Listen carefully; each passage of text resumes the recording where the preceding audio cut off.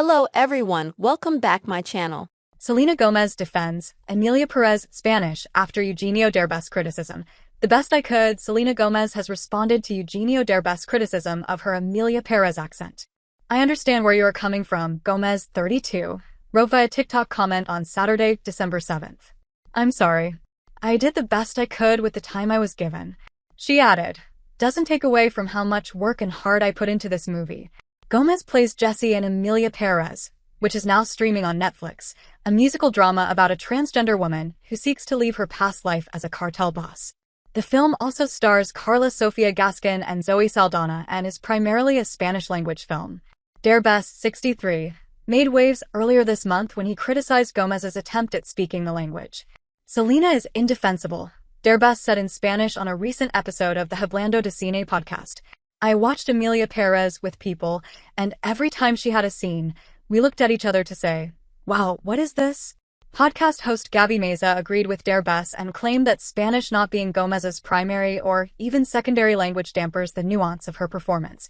I feel like she doesn't know what she's saying, Meza added. If she doesn't know what she's saying, she can't give her acting any nuance. Derbez did, ultimately, enjoy Emilia Perez overall, but was confused by French native Jacques Audiard serving as director. I liked the film, aside from the Selena moments that jump at you, because it has salvageable things, Derbez said. But I told myself, how weird that the director doesn't speak English or Spanish and the movie is in Spanish and English, and it takes place in Mexico and you don't understand the culture. It's like if I made a film in Russian without knowing the culture or speaking Russian and talking in French.